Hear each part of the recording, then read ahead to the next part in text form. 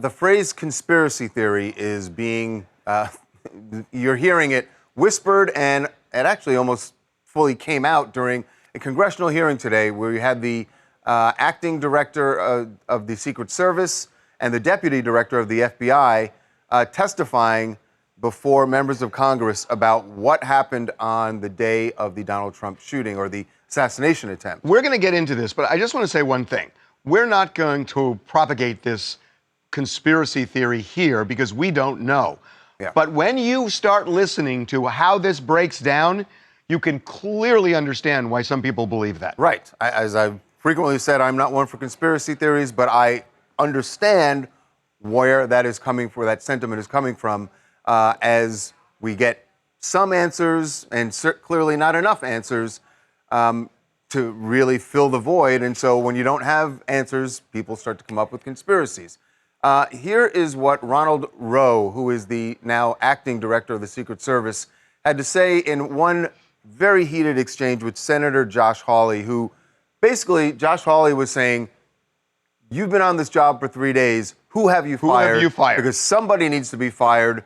A former president was shot, so you need to be firing people. This was how Ronald Rowe responded. You're asking me, Senator, to completely make a rush to judgment about somebody failing. I acknowledge this was a failure of the Secret Service. Is it not prima facie that somebody has failed? A former president was shot. Sir, this could have been our Texas school book depository. I have lost sleep over that for the last 17 days, Then just like you have. Somebody to hold them accountable. I will tell you, Senator, that I will not rush to judgment, that people will be held accountable, and I will do so with integrity and not rush to judgment and put people I can't believe that you persecuted. are unfairly persecuted. Unfairly, sir. We have to be able to have a proper investigation into this, Senator. I got to say, Wow. Josh Hawley Wow. is, I'm sorry, guys. And again, I'm not being political here. I want to say this. Josh Hawley is so out of line here that you do have to look at who did what,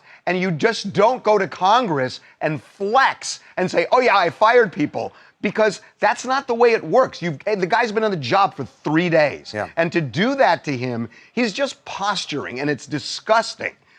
But beyond that, I got to say, when you listen to the deputy FBI director today, and he went through everything that happened with this shooter from days before, going and going to shooting ranges, and the day of flying drones over there. And then more than 90 minutes before the attack, the Secret Service spotted him. They called him a suspect. He was photographed by the Secret Service. They were texting about him. And then they lose him. And then 2 minutes before,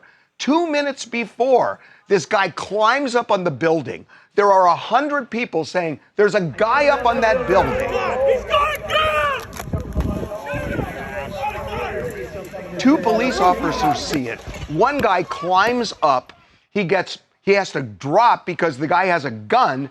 And when he drops, he radios. There's still 30 seconds before the shooting. This is one of the things that came out today where they talked about that radio communications. And we talked about this the couple of days after. We're wondering, how come were they not on the same channel? But they were.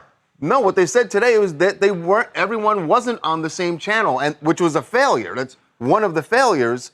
How are they not on the same channel as these police officers so that the Secret Service didn't get the information from the police the way they should have? But that's true. But the Secret Service, knew. Well, they also had eyes on the guy. And that's the thing. You've got these sharpshooters behind Trump that are looking right in that direction. 100 people, 30 seconds before, 100 people are scattering, screaming. The guy's got a gun. The guy's got a gun. They're pointing at the Secret Service. They're pointing at the guy on the roof. And for 30 seconds, nobody in the Secret Service says, get Trump out of here. You know what has happened? Crazy. We need to hear the communications. We need to hear all of the radio communications. Yeah. I don't know about that, Charles and Harvey. I mean, I agree with you about Josh Hawley grandstanding and so forth, but you can't listen to the deputy director of the FBI detailing that meticulous timeline and not think that every step of this, from the 90 minutes when he was spotted, there were failures all along the way, and there does need to be some pretty swift accountability for this. I don't think a rash judgment, and they should go through the investigation, but heads have to roll when you have failures over 90 minutes when a man climbs up on a roof and takes a shot at a former president. Hi, I'm Love Jones, rep in Brooklyn, New York, and I have to absolutely agree about the conspiracy theories, because how was this able to happen? It just absolutely makes no sense that the Secret Service was able to drop the ball like this. To see this person, to deem him suspicious, for everybody to be like, hey, somebody on the roof, and for him to still be able to act out his assassination attempt, something is just not right in the water. No kidding. So, by the way, if you want to see more on this, we have a documentary that just dropped on Tubi called TMZ Presents Under Fire, the Trump assassination attempt. We talked to multiple former Secret Service agents, eyewitnesses there. We speak to people who were right behind Trump, who talked to Trump. We pretty much do a 360 on this, and it's available for free on Tubi right now.